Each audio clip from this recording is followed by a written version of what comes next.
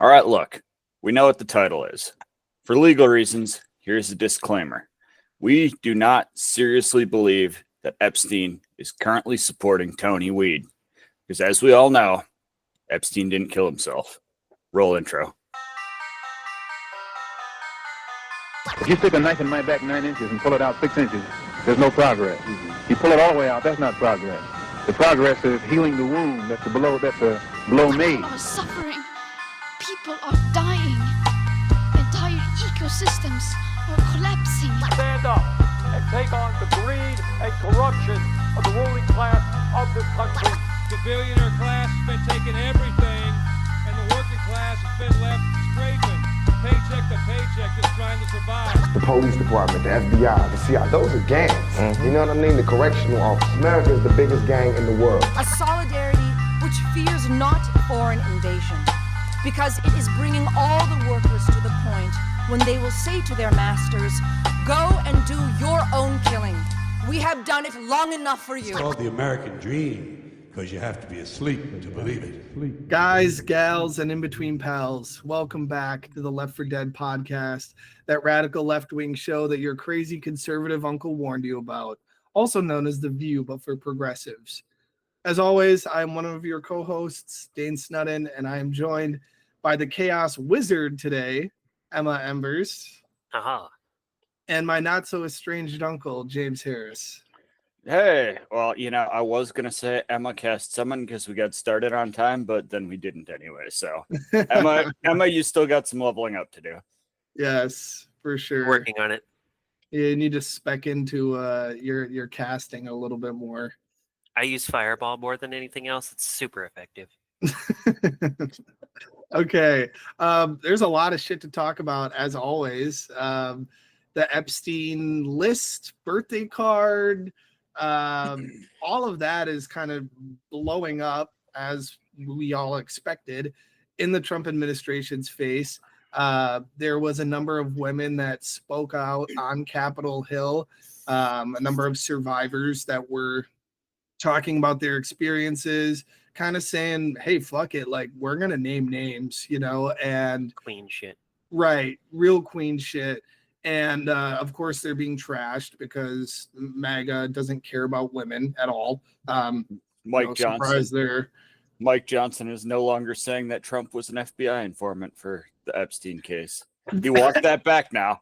Yeah, he walked it back by saying it makes sense because he's from Louisiana, so I should have expected this. But he walked it back by saying, well, everybody, like, it was well known for a long time. And it was like, okay, X for doubt, because nobody ever said it once until you said it the other day. So it's just like, how that's just like some like elementary level, like, oh no, he was an informant guy. Like, really? Like, yeah, this would be a lot easier to cover up if they had like even like Hillary levels of what's the word, emergency management, I guess, whatever. Yeah, and especially because he walked it back. Now he's saying no, he wasn't an informant. And it's like, oh, okay, so he's back to being a pedophile. Cool. Right. I think they woke up and realized how bad it looked, because like normally when you're an informant, you're very, very involved in it. You just got caught and they think there's a bigger fish to fry. That's how being an informant usually works. Yeah, you're not just a plant. Like, that's a different, like, if he was undercover, they should have said he was undercover. That would have been still wild and crazy and unbelievable, but it's at least more believable and less like, he was involved than, yeah, he was an informant. Yeah, Trump was an informant that didn't inform them. He just participated. He got a little too attached to the job. Well, speaking of which, there was a birthday card that leaked that Trump had written to Epstein. Oh, God. And I've got that on screen right now. And which, the thing that I wanted to point out about this was that the entire lead up to this, they were talking about it being like the silhouette of a woman. And so I was expecting it to be like a woman. And then this is, you cannot tell me that's meant to be anything other than a prepubescent child. No, look at where the signature is. Yeah. Oh my God. Like, do you think Trump drew this? I think he drew it. I don't think he typed it. Yeah, no. He doesn't What? do that kind of. But the voice, Oh, well, the way that he did the voiceover thing too is also just bizarre. Like no, let's it's written in proper grammar. It's got formatting. It's got an M dash. You cannot tell me that Trump is literate enough to use an M dash. no. All right. Now he definitely dictated it to somebody and then was like, and now put it on the body of a fucking 12-year-old. I feel like we should read this off, but I don't want my voice attached to anything in this stupid letter, and I can't do a creepy enough impression to make it worthwhile. But I don't do a good Trump voice, and that would be the only way to make it funny. Because otherwise, it's just. Ugh. the important line is Donald Trump saying, "Enigmas never age. Have you noticed that?" And Jeffrey Epstein said, "As a matter of fact, it was clear to me the last time I saw you. Who could ever possibly guess what they mean by enigma?" Well, there's actually quite a few guesses, and one of them. Hold on one second. Wow, I don't know how to spell enigma. And also the part where he says, "We have certain things in common, Jeffrey." For when they say enigmas never age, I forget what stupid movie that is, but remember.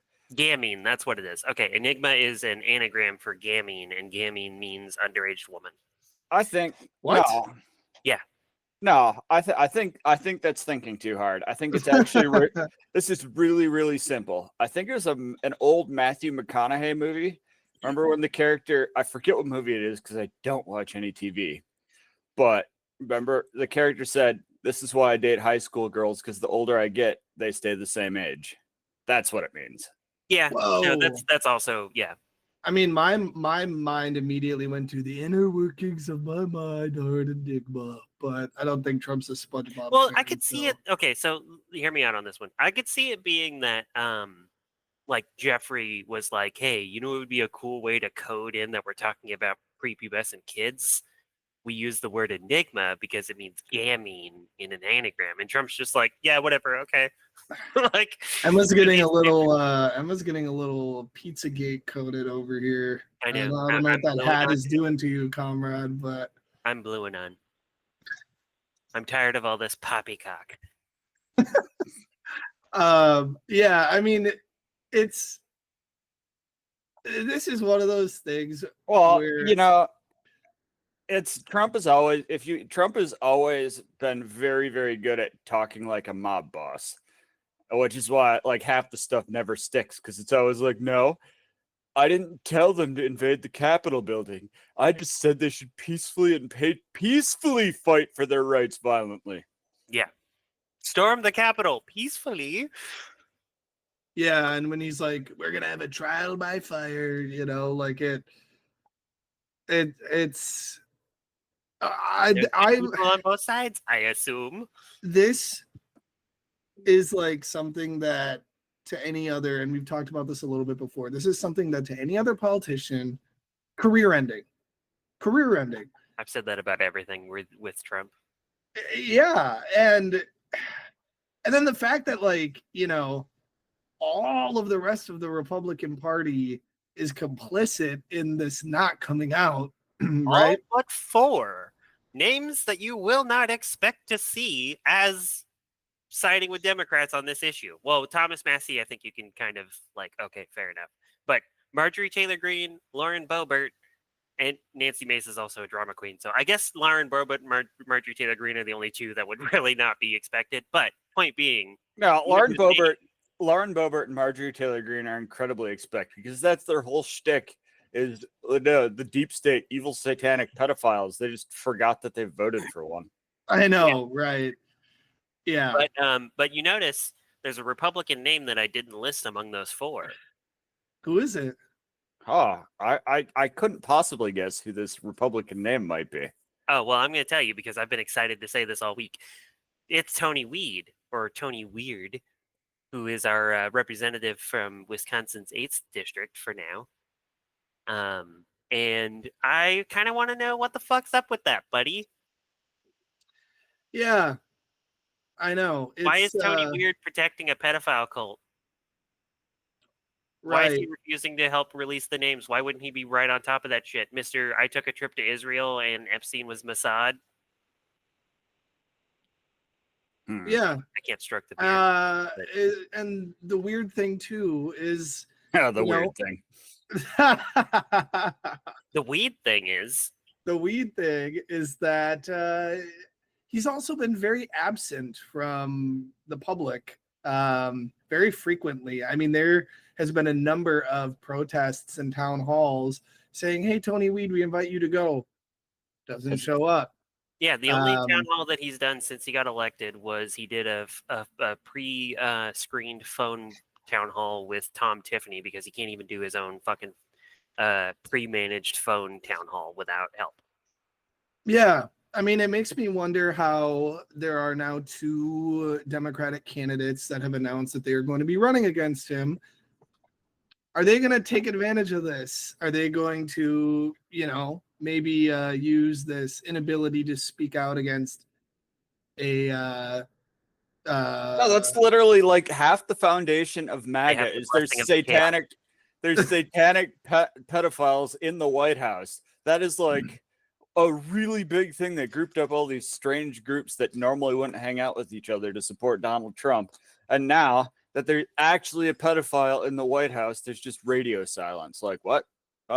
There's pedophile? That's what we're supposed to be doing? There is no word bossing say. Yeah, I'm pretty sure that Tony Wied has spent more time in Israel than he's spent here, which is kind of wild.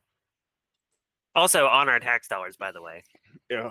That Israel trip was on our tax dollars. I mean, a lot of basically everything that Israel has is from our tax dollars. So, including their free healthcare, that we don't have. Yeah, you might need to cut this, but if he really believes that Epstein was Mossad, he's just spending time in Israel to try and get recruited. Pretty much. He's looking for his post-Congress job because I'm pretty sure the only reason he wanted to be in Congress was so he could pass the millionaire tax break because he is one. So he basically was just making sure that he could do whatever he wanted to do for him and his fellow rich friends, completely sell out the community, and then start working on his post-Congress career in case he loses for doing absolutely nothing of use. Which, by the way, most Congress people end up working for defense companies or sitting on the boards of large firms, even like tech bro firms, Google, Northrop Grumman, Lockheed Martin, all that shit. So yeah, I mean, I forgot the name of it, but oh no, I didn't forget the name of it because we talked about it. So that tech conglomerate that we were talking about in school that had a lot of weird connections to the university and stuff. Oh yes. Titletown Tech, yeah. Yes. Tony Wied's predecessor. Shit, I forgot his name. Fuck, what was his name? Oh, god damn it. Yeah.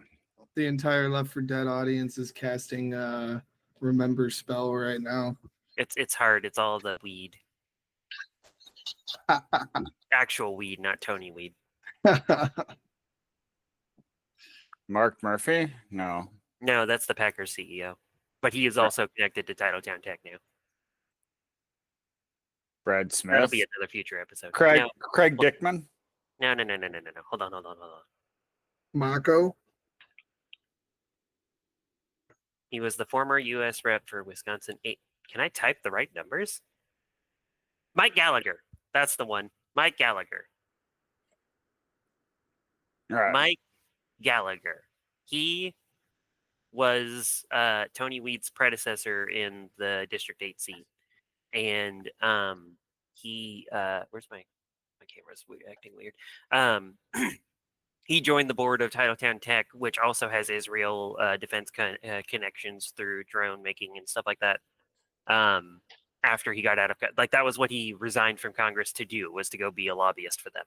So it's a canon event for a lot of Congress people. I think there was obviously a lot of news. We'll continue to keep talking about Epstein endorsed Tony Wied because that's a big election coming up. But did y'all hear that RFK said that he's never met somebody his age with autism? Yeah, and it's just a coincidence. All these older middle-aged men with like fully functional model railroads of the entire United States in their basement. I said that before we started. I was like, I know enough old people with model train collections. That's bullshit. Well, and it's something I made a TikTok about it too, saying how like his aunt, Rosemary Kennedy, was neurodivergent, right? This was in the 30s, Hysterical. so you know, we don't exactly know what she had. She was lobotomized by the Kennedy family and basically left to die in a asylum, as was what they were called at the time. And yeah, so the fact that he's saying that is number one, like a lie, and then number two, you know where he's coming from, because his literal aunt, the Kennedy family, said, no, this doesn't fit our image. We're going to lobotomize her. Capital S-U-S, sus.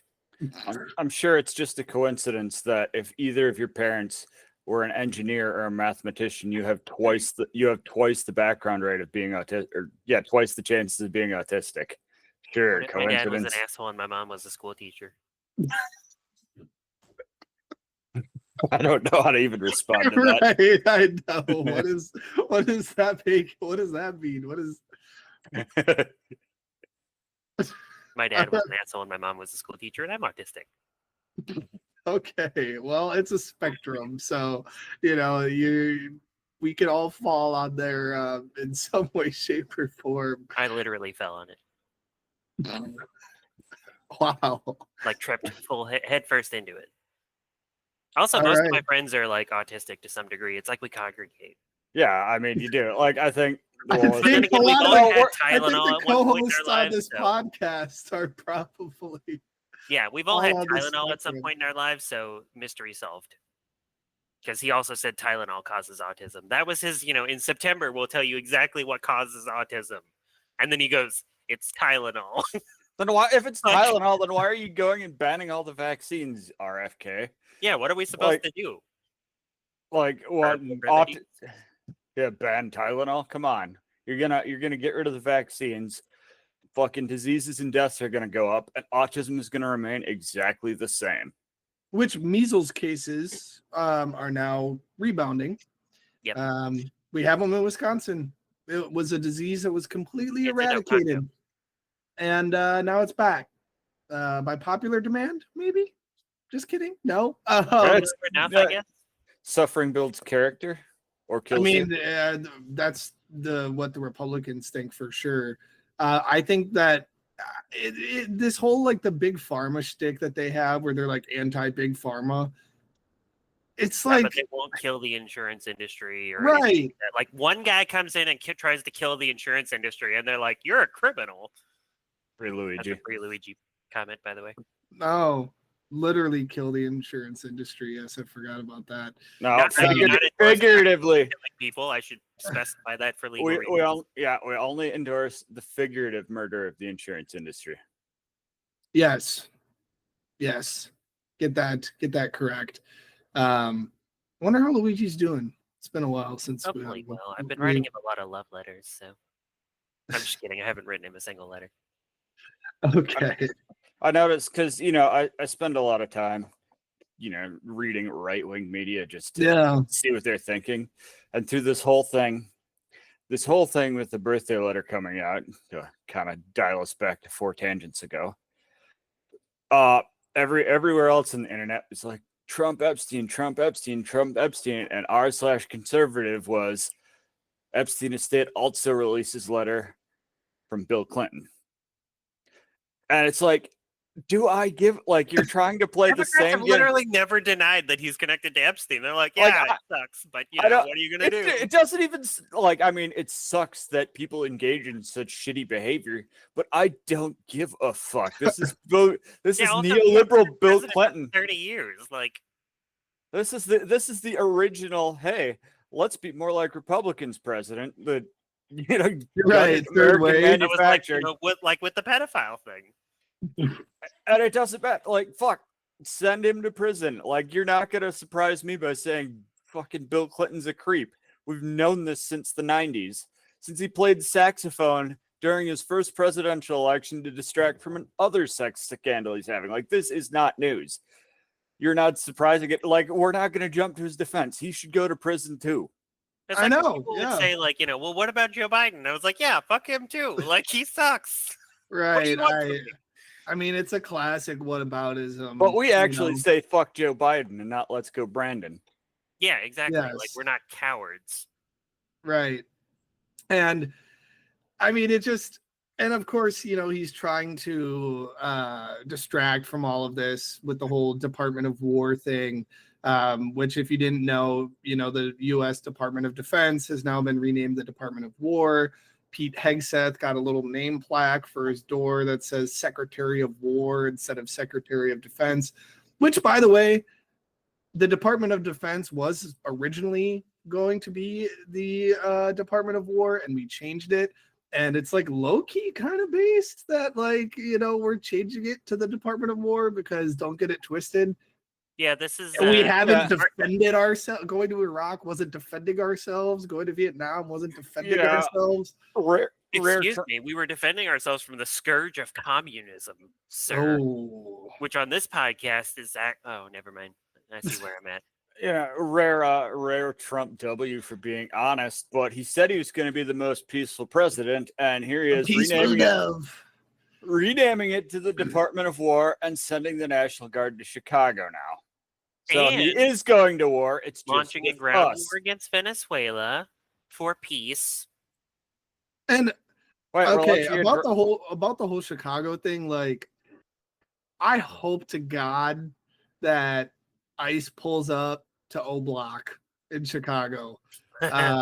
Which, if our listeners aren't familiar with O Block, let's just say, if you've ever heard Chicago called Chirac before, it's called that because of the O Block. It's project housing that has fallen to the wayside. A lot of great rappers come from that area. So, feel free to check them out. But yeah, not exactly known for being a very peaceful area. So ICE, you guys have got to be careful if you're going to be in Chicago. Indeed. Also, yeah, again, a ground war in Venezuela, like, really?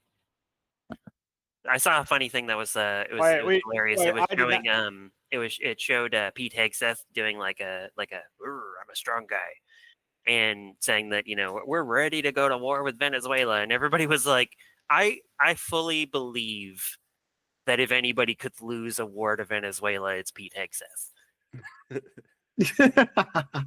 Not that we should be concerned about winning a war against Venezuela, because we shouldn't be in a war with Venezuela. But also another point. Sorry. While it's on the top of my head, that boat that they said that they just blew up without trial or anything else or evidence that they said was drug traffickers. It wasn't. It was an innocent fucking fishing boat. Are we really surprised? No, but not enough people are talking about that, and it's really, again, disturbing to me. I mean, our number one ally, literally, they fucking writing the book. They've written multiple books on how to blow up civilian infrastructure and get away with it. So, yep. The U.S. with, I'm telling you, the U.S. with like Venezuela or wherever we end up going to war against, right? Mexico, there's been talks about that. I wouldn't be surprised if we're like, hey, Israel's getting away with this shit. Fuck it. Like we're going to do the same thing. Yeah, we basically completely devolved into a right makes right society again. Yeah, but we've got Pete Hegseth in charge, and he makes the deployment plans by throwing beer bottles at the wall. So, it's a map of the world, and then he throws an empty beer bottle at it, and he's like, "Yeah, Venezuela, let's go." Hold on, I didn't see this. So, are we actually considering going to ground war with Venezuela? Yes. Oh God. Not considering, like, they're literally drawing up the plans right fucking now. And all of this too is coming when there was a Palantir commercial about ending wars before they start, and it shows a boat launching thousands of suicide drones. Yep. And the military industrial complex, their commercials have just gotten little out of Crazy. pocket, to be honest. I mean, they're like using full AI, really making it seem like Call of Duty, you know, like your hostile HVSC inbound, you know, like, and they're really trying to appeal to that audience, and that was what that commercial was. So yeah, I mean, a ground war in Venezuela is just Right. So I know very, very little about Venezuela, right? So almost nothing. It's not a place that I've ever studied. Why are we going after them? Can I assume they've got oil or some shit? they do. They do have oil. What a surprise. Surprise, surprise. They do have oil. And in fact, they actually also have a socialist leader too. So, you know, we're checking all the boxes here for U.S. intervention in the global South. Yeah, so that'll be interesting, considering that there's already been attempts to overthrow elections that, you know, we've facilitated. And then, you know, we obviously have a more socialist president in Brazil. And yeah, you know, the Monroe Doctrine, I guess, still holds true, which for our listeners, the Monroe Doctrine, if you're not aware, was from President Monroe, basically saying that the entire western part of the globe, so, you know, the United States, South America, is our jurisdiction. It belongs to us. And then everything on the eastern side doesn't belong to us, which, you know, we have 800 military bases across the planet now. So you could say it does kind of belong to us, but we don't like it when other people go to South America. So it's also, this is an opportunity to talk more about climate change too, but this is kind of like another example of we literally are creating massive problems for ourselves and the world. And then when we destabilize and ruin all these countries and those people start migrating to safer shores like us, we want to turn around and be like, oh, no, you can't come in here. And it's like, if this is how bad like we handle that kind of stuff now, how bad is it going to be when we have literally massive migration unseen in human history when the climate catastrophe really starts and people have to flee the global south?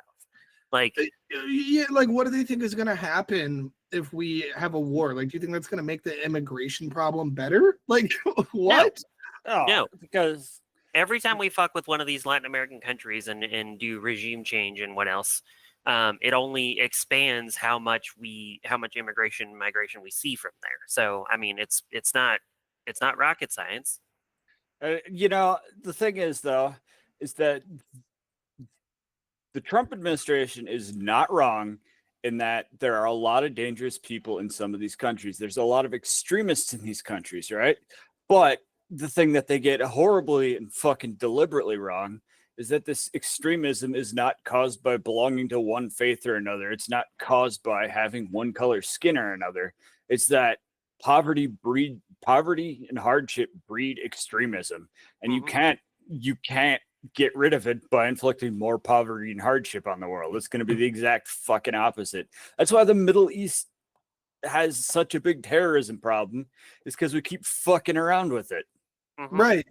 No, literally. And then I think, I mean, on top of that, we're seeing more and more contradictions. I don't know if you guys heard about the South Korean workers in a Hyundai plant that were arrested, which is kind of wild. One of our allies, you know. Right. No, exactly. I mean, literally, like, South Korea exists because of the United States. So, you know, the fact that we were like, nah, you guys are also, we don't like you too, is...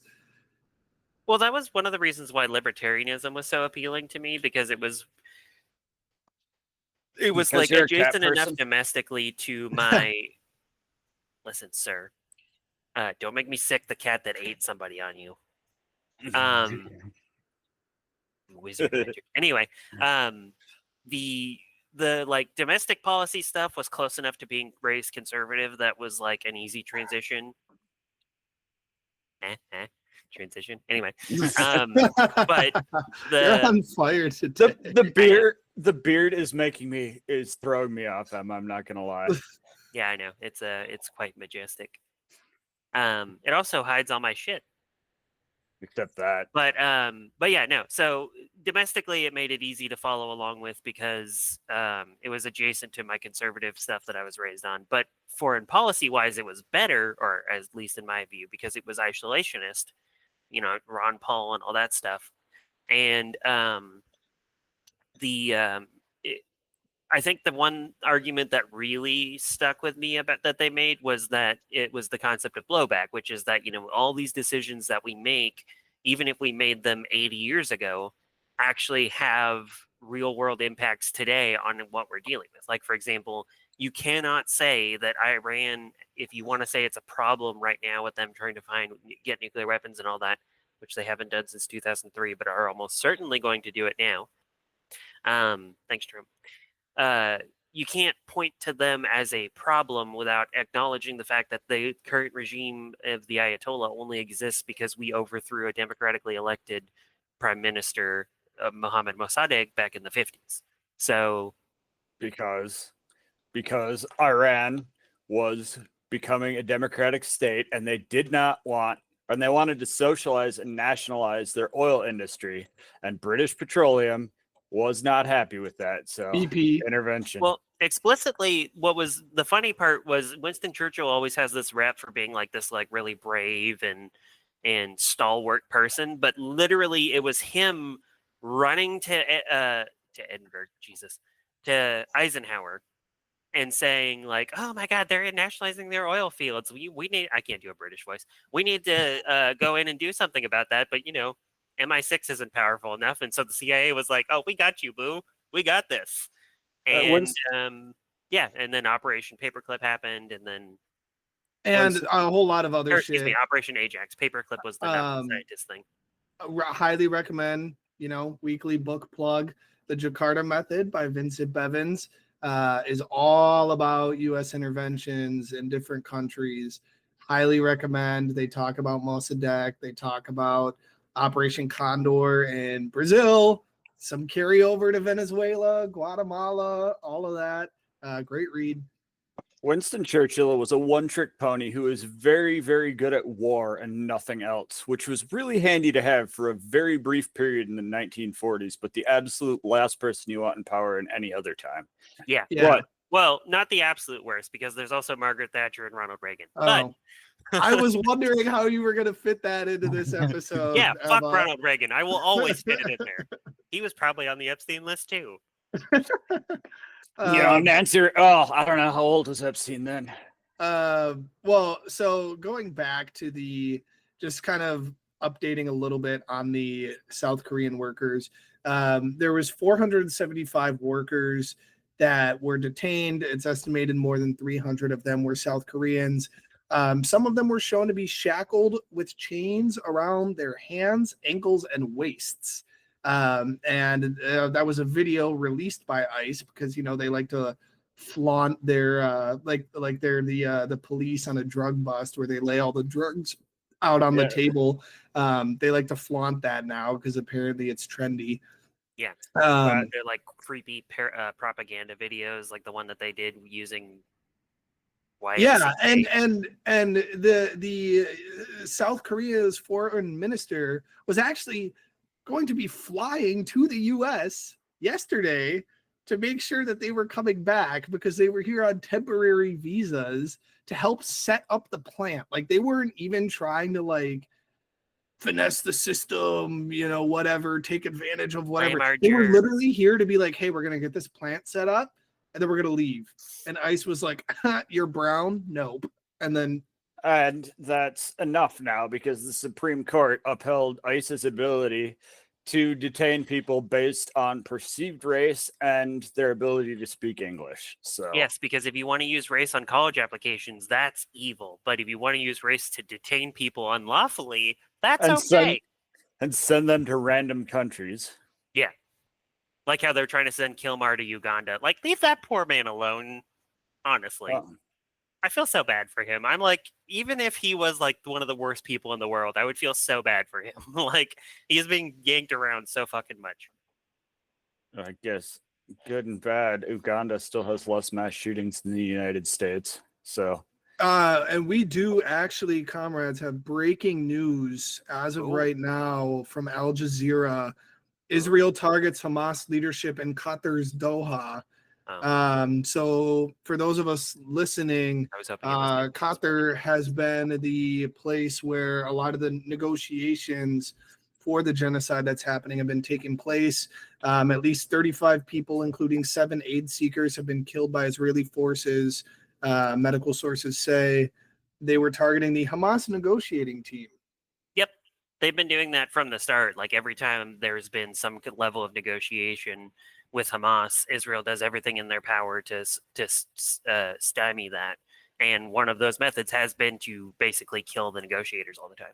I mean, it's what Trump did with Soleimani back in his first term. Was he was like, "Hey, let's do a diplomacy," and Soleimani was like, "All right, cool. We'll again, Iran engaging in perfectly good faith, supposedly this like insane crackpot regime that's acting completely rationally every time." And Soleimani was going off to meet at the relative place, and then they blew him up. So and let's also not forget. I mean, it should be no surprise that bombing another country is a violation of international law. And an act of war. Yeah. And then what, mark my words, right? We've seen this happen literally before. Israel bombs another country unprovoked, right?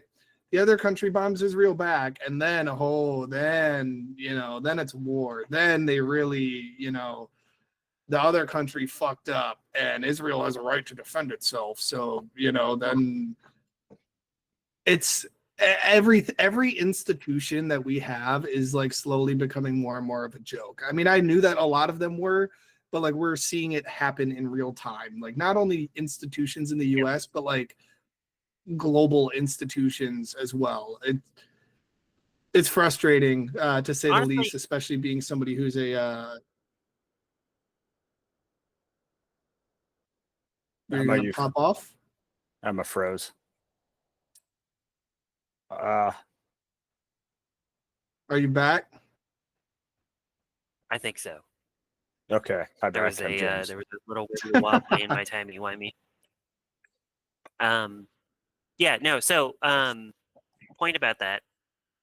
The only thing that gives me hope with this kind of news is that the U.S. public, even Republicans, are surprisingly in favor. Like the fact that only 8% of Democrats, still too high for my tastes, but only 8% of Democrats are still on board with Israel is kind of like, yeah, it gives me hope. Like, and also Zoran had a great response about this when he was talking about it, when they asked him that ridiculous question at the mayoral debate about, does Israel have a right to exist? Which they only asked him, the Muslim. And they pushed him on that. And he was just like, I think it has a right to exist as a state with equal rights. Yeah. And they were like, you're dodging the question. And it's like, no, he doesn't. He answered it. They have a right to exist as a state with equal rights. And he also was asked the same thing. They asked him, should trillionaires exist? And he said, trillionaires? Yeah. And he said, I think the better question is, should a working class exist? Oh. And I was like, this guy's going to be president someday. Oh, wait, no, he can't because he was born in Uganda. Well, and also he challenged Trump to a debate, which was a Chad move, because so bad. he said, fuck, challenging Trump endorsed Cuomo. I'm gonna just go straight to the top and challenge Trump. But I really hope that it happens, because he would destroy Trump. Here's the thing, though, is that now more than ever we need lead. It's not even like it'd be nice or we need leadership right like that right now, because if we don't, it doesn't matter if it's Trump or someone else in office. Like, this is going to become the new normal. Like, we are hitting the point where the great acceleration has got to slow down, that we have yanked enough non-renewable resources from the earth that it's going to get increasingly difficult to find more. And even the renewable resources like water are going to get harder and harder to come by. And there's a really difficult fucking question that's going to be probably our futures, definitely in our children's futures if we have it.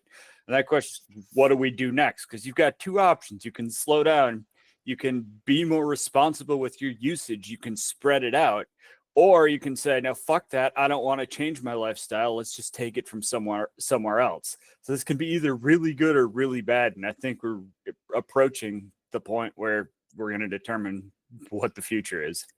Well, and to kind of go off that a little bit of a side tangent, but the way that I look at and encourage people to look at climate change is a little bit different than kind of the standard neoliberal, plastic straws type of climate policy. And it's the fact that the top 1% is responsible for around 50% of carbon emissions. And so to me, looking at that discrepancy, why rein in the other 99%, right, that are just living their lives normally? Unfortunately, we have to rely a lot, at least in the United States, on fossil fuels. When you have people like shout out Taylor Swift, huge carbon footprint, flying around, right, going from one end of California to the other in a private jet, and obviously that's not the sole example, right? When you look at the investments that they have in fossil fuel, oil producing companies and that type of thing. But I think we need, especially at least just for climate change, we need to look at it more on a class-based issue. I think that's going to be a lot more popular than telling people they have to, get rid of their straws or, not drive their car or conserve their water. Individual responsibility is a kind of a canard that, like, yes, we should do right. Yeah, it's not a bad thing to do. That's all to distract from the fact that it's not us that are producing the majority of this waste. And one more thing, quick. Well, two things.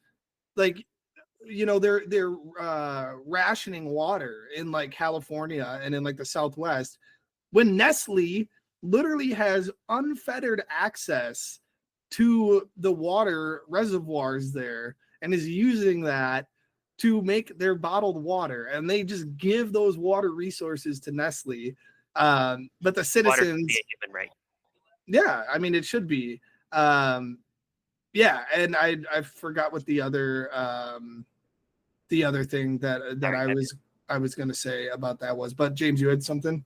Well, first of all, fuck Nestle. Nestle is the company that distributed infant formula to young mothers in Africa for just long enough that they would stop producing breast milk. So fuck Nestle.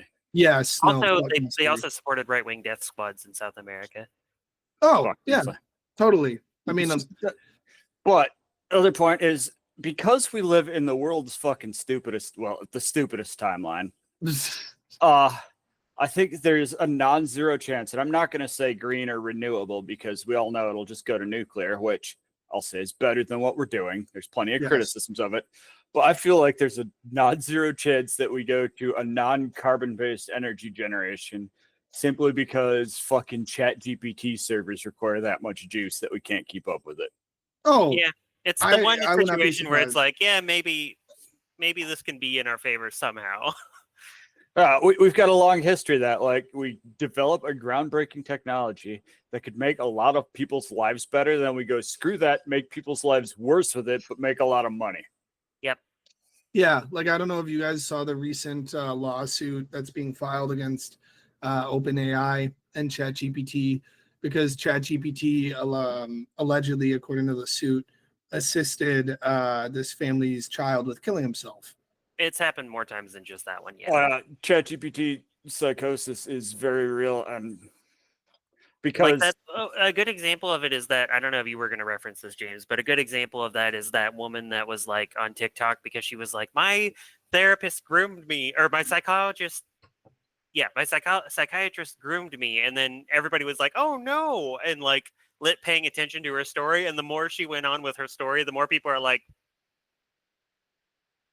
hold on, I don't think that's what's happening here. And then she was like, and then I asked ChatGPT and I named him Henry, and now I'm pretty much in like a weird sexual relationship with Henry, my AI companion. And I was like, okay, no, she's just crazy. Cyberpunk 2077. Good game. You guys should play it. ChatGPT. Totally. It's on my list. Yeah, Totally- we totally were not promised. We were promised realistic brain dances, and what we got instead was ChatGPT. Yeah. Well, it's kind of like Tesla's whole thing, or Musk's whole thing in general, is like, yeah, I'm going to do all these amazing things. And it's like, ooh. And then he does it, and it's like, oh, okay. Well, whatever, I guess. If he even does it at all. Like, his new robots finally came out that he's been touting for a long time, and they're literally complete garbage. So, you know, just to kind of go in full circle, what do you think? What do you think our Wisconsin representative thinks about AI? As far as I know, he's just a rubber stamp for Trump on everything. I'm pretty sure he voted for the let unchecked AI happen unregulated bill that they did as part of the big booty bill. So At least that part got shut down. But but since we're going back to him, I do have a quote from Mr. Tony Wied, sorry, typo, in voice. But so he was talking, they specifically brought up the, because luckily, again, Wisconsin Dems being actually pretty based, they've actually been running ads on the fact that all of our Wisconsin Republicans have been helping with the Epstein cover-up. Although they've been primarily running those against Van Orden and Grothman because they're in more vulnerable districts. However, Wied, maybe that's redundant, I don't know, said specifically that it's a political game that the Democrats are playing, and said this is something the Democrats haven't talked about before, certainly not during the Biden administration. And then said, I trust President Trump, I trust the Department of Justice that they're going to release those files, which is an interesting comment considering Pam Bondi's literally at the center of like all these efforts to cover it up because she was part of the Sweetheart Deal thing when she was Attorney General of Florida. She's been... Oh, I didn't know that. Yeah, no, her connections to Epstein seem like they can't... I mean, at this point, they don't seem deeper than Trump's because every day we get more shit about Trump being... Like, the birthday card thing came out, and then, like, other things started coming out, too, that I was like, oh, I didn't know this existed either. Like, holy shit. But yeah, I think it's like, to me, it's like, I trust President Trump and the Department of Justice to release those files. It's like, okay, so if you trust them to release the files, then why not sign on to the effort that says we should release the files?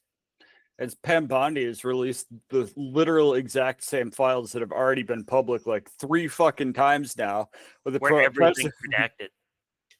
Where everything's redacted, and it's the stuff we've already seen. Like, no, we're releasing the Epstein files for real this time. Like, I can understand once, right? You try and pull a fast one like that once, but 3 times now, come on. Yeah. You really have nothing but, like, you've got no other possible way you can spin it. Like, you're a politician. This is what you're supposed to be good at. Yeah, I didn't, honestly, in all of the plans that I had for, like, how Crossan or Scheffler or whoever else crops up could beat Tony Wied, I did not have Epstein on that bingo card because I didn't really think that it was going to be a thing. And then when this came up and he had a chance to support releasing everything, and he didn't sign on to it when even fucking like the bar is in hell when MTG, Lauren Boebert, and fucking Nancy Mace are supporting the thing, and even Tony Wied can't support that. Now, then I was like, you know what? Maybe the Epstein thing is something that he should be tackled onto, or tacked onto, or tackled for. Fuck it, I don't care. Tackled. Anybody that protects pedophiles needs to fucking go to hell. I found the other names that I was looking for. It wasn't just Pam Bondi that was involved in that deal. It was Todd Blanchie and Alex Acosta. Yes, Alex Acosta, I know. Yep. All involved in giving Epstein a really sweetheart deal and all get high places in the Trump administration. And all minus Acosta, because I don't think he has any part in this specific thing. But the other ones are also part of getting Ghislaine Maxwell now a sweetheart deal. I'm not as conspiranoid as Emma sometimes, but it's a little bit suspicious. A little bit. And speaking of the people that are running against Tony Wied, I'm assuming you guys all saw that Scheffler, I think is his name, basically said that if he won, he would not be a Democrat anymore. Yeah, I don't know about all that. Yeah, That's I a mean, weird. That could be a good or a bad thing, because I would love to vote for some Democrats that wouldn't be Democrats when they get in. Yeah, but it right. sounds But less it like depends he's on going to which be a Bernie way. Sanders and more Right. like he's going to be a weird corporate or like a no labels bullshit thing. I would love to talk to him and Crossan though, because like there are some important questions that I think they need to be asked. Like for example, now Crossan I know more about Crossan than I do Scheffler because I followed him for the school board thing. And one of the things that he did while he was on the school board was when Trump threatened us GBAPs to cut funding for DEI initiatives, he was actually part of the opposition to that. I think he was the only one actually who I'd have to check on that, but he was one of the only ones on the board to vote not to get rid of the DEI initiatives because he was like, I understand that we're going to be hurt by continuing to keep the DEI initiatives because we're going to lose all this funding, but we're going to be hurt even more by getting rid of the DEI initiatives. That I respect, but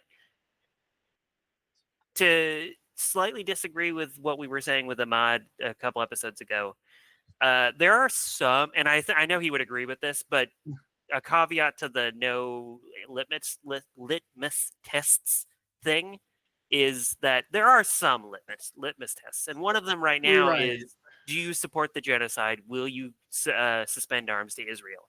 8% of the Democratic base supports being with Israel. Can you please vote with the 92%?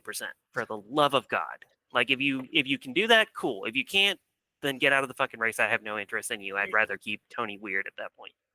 At this point, like I'd even be happy for to see some Dem doing some performative, meaningless bullshit against it. Like that's how far the ball is. We don't know because we don't even get that. No, we don't even get that. I really wish that we had what Graham Plattner's giving in Maine, because one of the things that he said explicitly, they asked him because the media cannot help themselves. They have to do this horse race bullshit.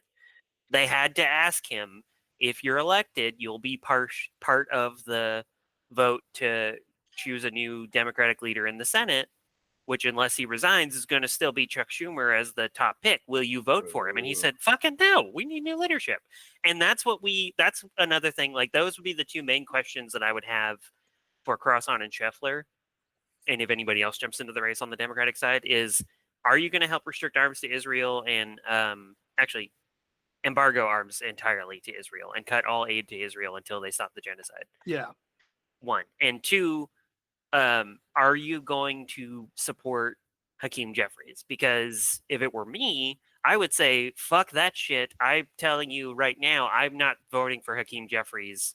Like, I don't care how much of a circus it causes, kind of like the Republicans trying to pick a speaker. I'm not. So Hakeem Jeffries needs to resign from Congress entirely because of how useless he is. Like he's saying Pelosi, but about not the by much. Venezuela attacks. Yeah, for all of Pelosi's faults, I just want to point this out. For all of Nancy Pelosi's faults, and they are many, she at least knew how to be an effective Supreme Court Justice, Speaker of the House.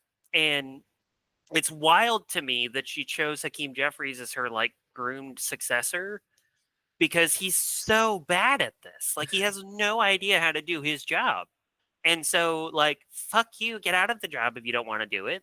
Fucking Schumer did another strongly worded Mr. Trump.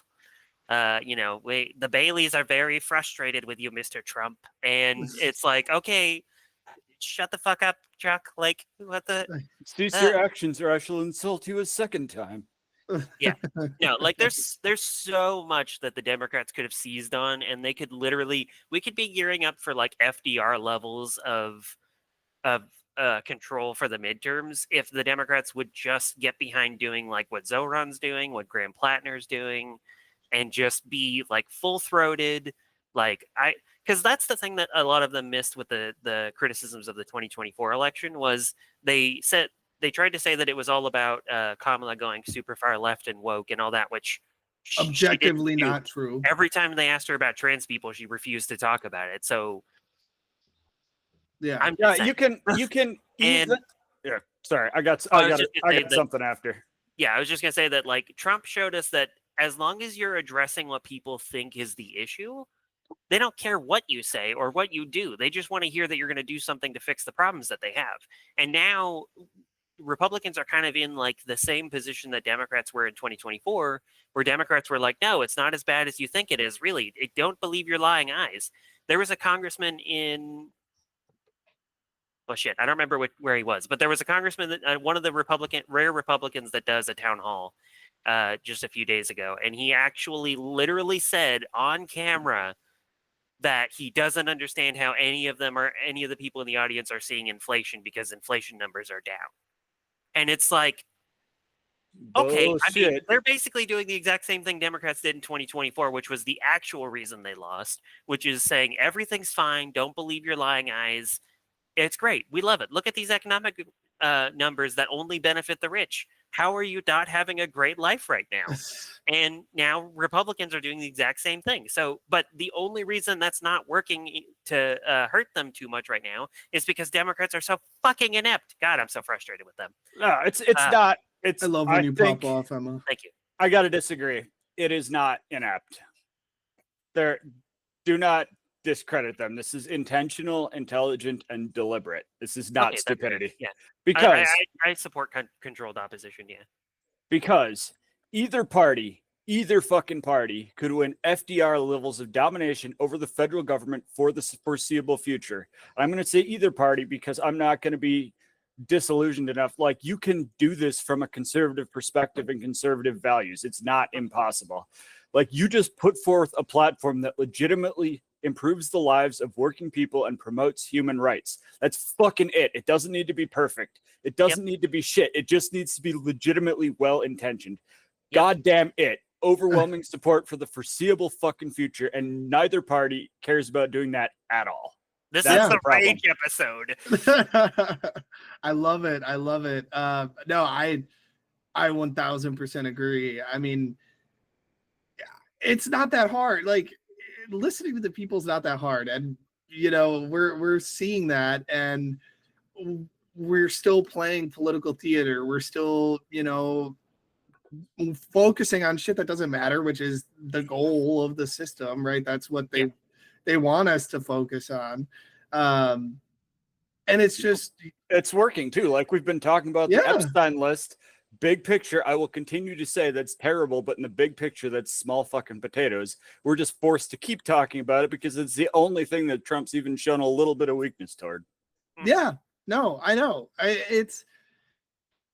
I'm fully with you. We need to start right now what we were trying to do for the Kamala presidency with voting uninstructed, and saying, hey, we are not going to fucking vote for you guys unless you step up to the plate and deliver some shit that we need.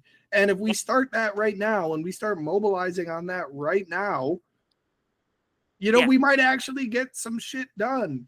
You have people in Nebraska, red rural Nebraska, voting for higher minimum wage and better, social safety nets. And we're like, in Missouri too. And Missouri is another one of those like hard red states where it's like, what? They voted for what now? And then the state government was like, I don't think so. We ain't going to do this. Florida has routinely voted for very progressive policy. And then their Republican ass state government was like, no, we're not going to do this. Because Ron DeSantis is a fucking dick. Ron Dick Santis. You can get, I swear, like, you can talk to like the most hardcore MAGA person imaginable, and you can get them on board with fucking 80% of leftist ideas as long as you avoid woke language. Yep. Yeah, it's just when you say a woke word, it just triggers like this feral response. Like, I'll switch flips into them, and all of a sudden they're hostile. But as long as you avoid the language, you can get them on board with 80% of it.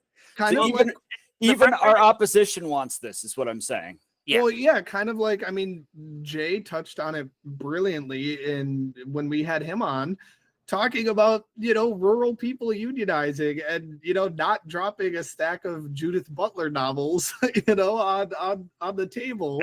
As awesome as that would be. Right. I know. I would love that. But yeah, but you're a nerd and most people aren't. Right. True. Well, and like the part that frustrates me the most, I think, is that it's not even hard to do. Like the strategy, they've been talking about this since the 2024 election, and it's like the strategy is, we've known for 50 years that Republicans have been working on something like Project 2025, and we've done nothing. And then they have their Project 2025. They get elected, and all of a sudden we're like, I don't know what to do about this. It's like, gee, if only we had 50 fucking years to plan for this. If only we had a year to plan for this, we could have come up with like nothing, not one thing, not one fucking thing to prepare for this when we've known it's been telegraphed. Like, okay. The day after the election, all the tweets. No, now that it's over, I feel like we can say the plan was always Project 2025. And it's like, why didn't you say that before it was? Like, Kyle Kalinske always gets outraged by the fact that shout out to Kyle. Friend of the show, I hope. He was pointing out that like it was so mind-blowing to him that a lot of the like really close Epstein ties with Trump that were especially creepy and like brazen, and we knew that stuff before, like in October of 2024, and it was never brought up once by the campaign. And to me, it's just like the part that frustrates me the most about it, I think, is that we could run a better campaign. All three really of us. Could. We've ran simulated campaigns. I mean, we've helped Democrats with most of these campaigns that have won. I mean, hello. Right. Like, but like that's the part that I think frustrates me the most about this is that it's just say you don't want to win. Like, stop with the bullshit. Stop with the I don't know how to deal with this. Like, oh no, Mr. Trump. Like, just give up all that and just say, no, look, we like the cushy job that we have. Because here, the whole thing about making trans people and immigrants the enemy is it's a classic right-wing tactic that fascists have done all the time. Every time they're always like, look, these are the problems that you're facing. And people are like, those are the problems. And then they're like, yeah, it's trans people and immigrants' fault. And people are like, okay, sure, I guess. I mean, that's somebody to blame. And Democrats could have easily just come in and been like, actually, I think it's all the billionaires sitting at Trump's inauguration right behind him. Like, maybe those guys, like, a couple of days ago, Zuckerfuck was, sorry, I'm getting angry. Zuckerfuck was caught on an open mic because Trump was like, how much is Meta investing in the US? And he was like, gosh, I don't know, like 600 billion. And then the hot mic part was he leaned over to Trump and he was like, I didn't know how much you wanted me to say, so I just kind of went with that number. And it's like, I mean, that was obvious that was bullshit because his net worth isn't even 600 billion. So how the fuck would he invest 600 billion? But it's also just like, that's just him openly saying, yeah, no, I'm making all this shit up just because that's the Trump way. It's make shit up, point out villains, and the Democrats could just do what Bernie and Zoran are doing and say the billionaires are the villains. They're the ones that are robbing you, cheating you. It's not the immigrants, it's the billionaires cheating out the immigrants themselves and abusing the immigrants and exploiting your labor, stealing from your paycheck, which is wage theft is the biggest fucking form of theft in the crime in the country. Yes. And which, by the way, why don't you send the fucking National Guard over to fucking Wall Street? How about that? So take care of crime, send the National Guard to Wall Street. God, send the National Guard to arrest the fucking business owners. The ones that are bringing in people to fucking pay them less than minimum wage because they know they can get away with it because they're undocumented. That's why I say framing is so important, because this is the kind of sinister shit that Andrew Austin always did. Is he would say like, here's all the stats on immigration and like it's all facts and stuff. But then the way that he frames it is it's the immigrants that are the problem, not the capitalist class that's exploiting them and exploiting you in the process. And that's supposed like Marxist. Yeah, sorry. Yeah, no, he wrote the foreword of Das Kapital. No, sorry, it was the Communist Manifesto. He wrote the foreword at one point in time. Honestly, yeah. I mean, he's not smart enough to write the foreword for Capital. I'm not even sure that he actually fully even read it, because when I was watching some of his stuff on Marx, I was like, I think you kind of did like the Republican version of checking out Marx, which is listening to what other people say, because he also supports cultural Marxism, which anyone who knows Marx would know that that's literally made up. Yeah, I mean, maybe we elaborate for some of the listeners that don't know the Andrew Austin lore. Maybe we can make it an extended special episode. But Andrew Austin is a public enemy number one of not only the other two co-hosts on the show, but of the show itself. Bigoted professor at the University of Wisconsin, Green Bay. Look One him of up my on. biggest pride moments is still that me and James appeared in a blog post written by Betsy DeVos's son. Mm-hmm. Because Yep. they basically were defending Austin when we were doing all that stuff, and I was like, this is I've new. arrived. Yeah, that moment. Just quick aside, that moment when a right wing article talks about you, that's how you know that like you're in the correct position. I remember seeing that after we interrupted the Baldwin event at school, and I wrote an article for Fight Back News, kind of summarizing the event. And I looked up I Google searched my name one time, and I saw a right wing publication that was quoting me like about the article. But I was like, yeah, it feels great. We did it, boys. Yeah, that was the kind of stuff that torched off me, like getting super confident with my political maneuvering stuff, because that was before and led to me like being like, hey, let's bully a U.S. senator. Fuck it. And then I basically bullied a local reporter to stop lying about the canvassing organization that I was working with. And he was like, oh, it wasn't a lie. It was just a mistake. And I was like, okay, sure. Fucking correct it, because right now you're slandering our organization. It's going to be corrected in 1 point font on the last page. Yeah. Endless frustration of mine that the organization ultimately didn't do anything. Like, they should have sued, in my opinion, but they didn't even do that. But they were trying to blame us for the dance at the polls or whatever stickers that were going up around town. And we were like, and because it was a different organization with a similar sounding name, and they said it was us, and I was like, no, the fuck, we didn't do that. Like, we've been doing a lot of work to make the community understand that we're here to help the community, not make it dirtier by putting up shit like that. And so you need to correct that shit. And then he corrected it and publicly and apologized, and I was like, cool, that works. So those 3 events were like my canon events for like what further radicalized me, I guess, and like, oh, hey, this is fun. I enjoy this. You'd suspect Andrew Austin would know better than to blame the people on the lower end of the socioeconomic ladder for being a fucking Marxist and all. Not very good at it. But the problem is that like the exact methods differ. But lately, we've got 2 political parties that they get into office, and the first thing they do is, okay, it's not the billionaires. It is not their fault at all. Yeah. And the exact people they blame for it is different, but we're dealing with the Trump administration right now, and the Trump administration are fascists. And the thing is that fascism targets a group and claims their responsibility for all the problems that you do, and then they persecute that group and they get rid of them. But Which, the problem, by the way, oh, sorry. Go quick. I was just going to point out real quick, another new news piece is that Trump said that trans people shouldn't be allowed to own guns. See, I just talked about this with gun control the other day, but the problem is, it's fine. You get rid of all the trans people, you get rid of the queer people, you get rid of the brown people, but fascism has still done fucking nothing to actually solve your problems. And then you're still going to have those problems. And then you're going to need a new outgroup to blame. And then all of a sudden it's going to be like, okay, now we got to blame the people that weren't vocal from day one. And that now we got to blame the people that offered any criticism whatsoever. Now we got to blame the people that aren't directly in Trump's fucking cabinet. Like, It eats its tail. It will not end fucking well for anyone. The moment you start down this path, and we've already started down this path, it's a high probability that it ends violently. The Ouroboros of evil. Yes. First they came. Yeah, no, that's the entire point of that entire poem, is like basically like, for example, a lot of people don't realize how many socialists and communists were also in the death camps, because it's like, for Hitler supposedly being an evil socialist and an example of why socialism and Marxism doesn't work, he sure did kill a lot of socialists and communists. Yeah. Socialism and state capitalism. What's the difference? Am I right?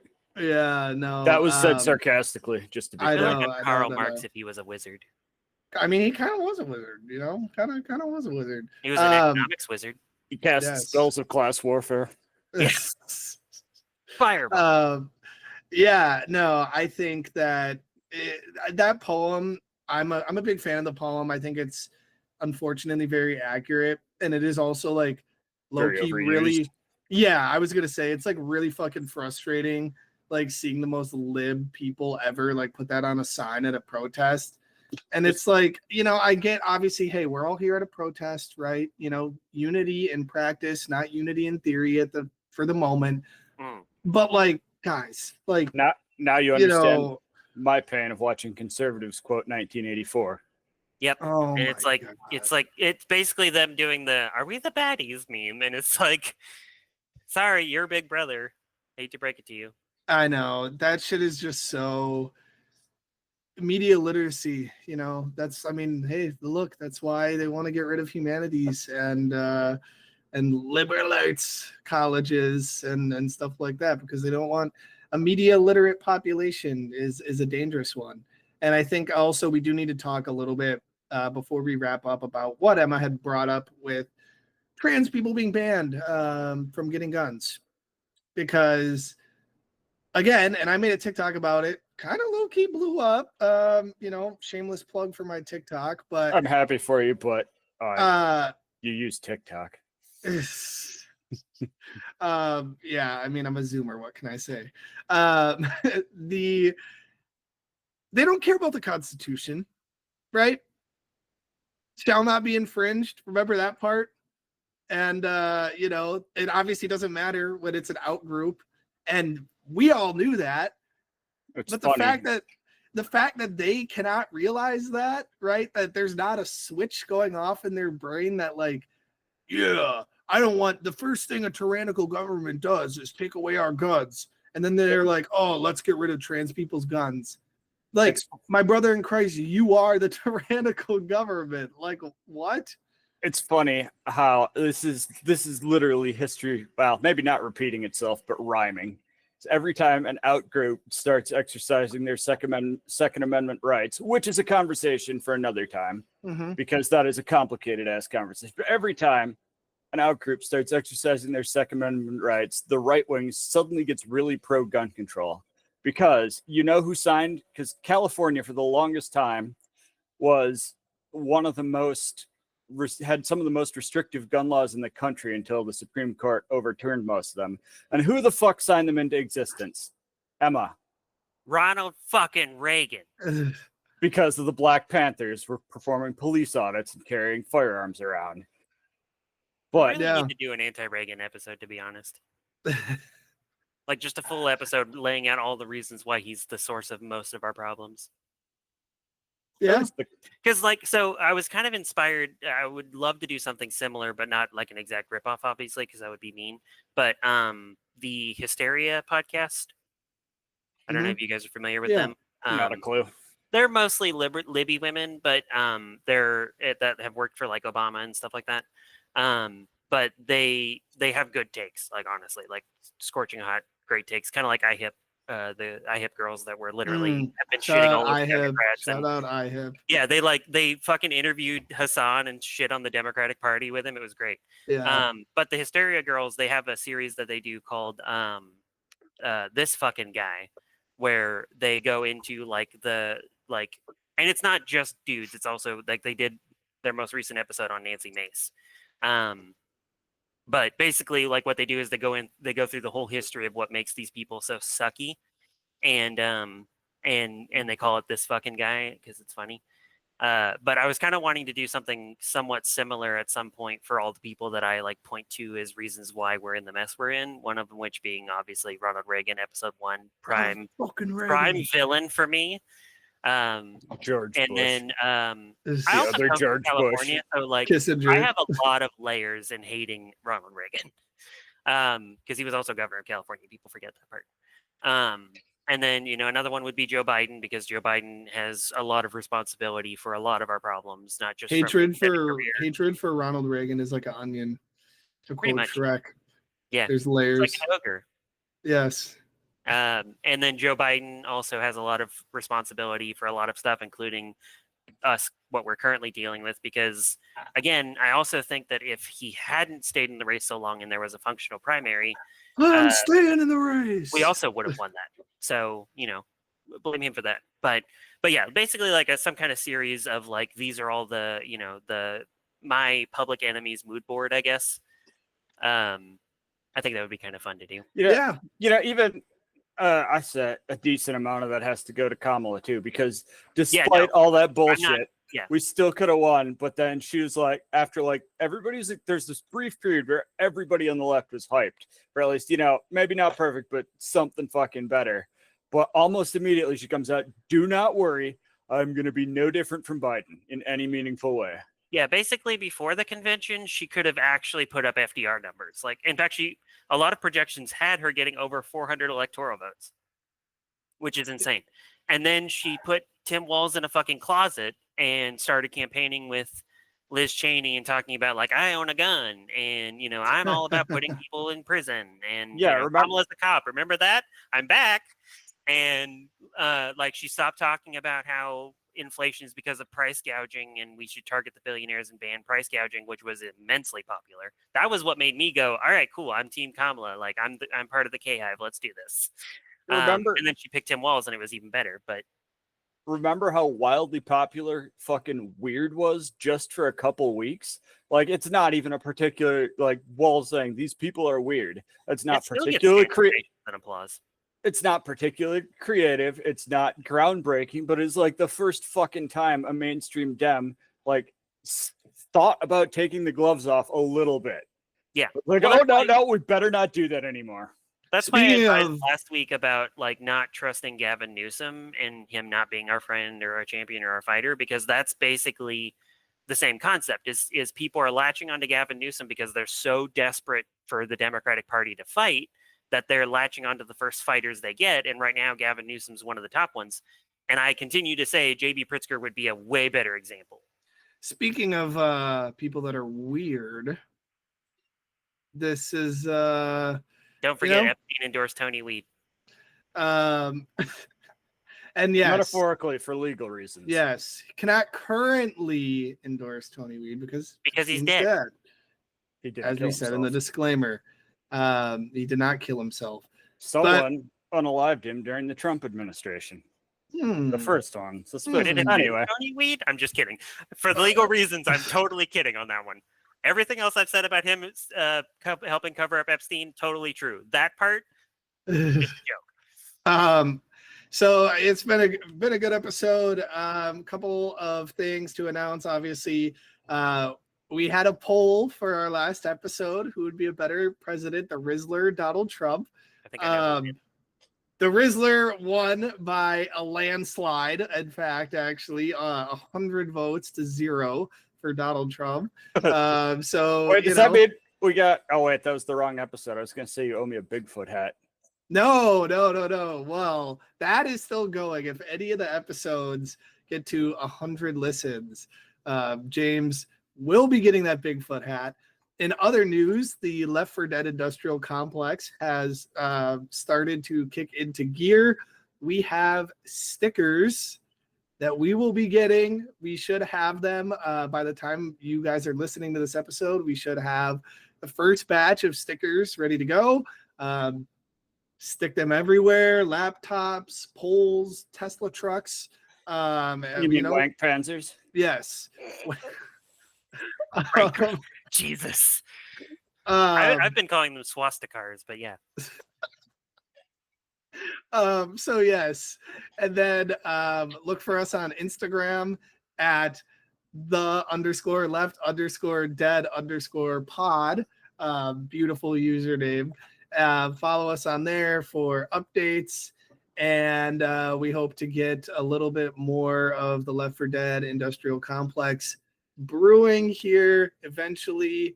I will say, as far as upcoming events, there's a No Kings protest happening in October. We hope to have the road shut down, Walnut Street, so we can march down the road.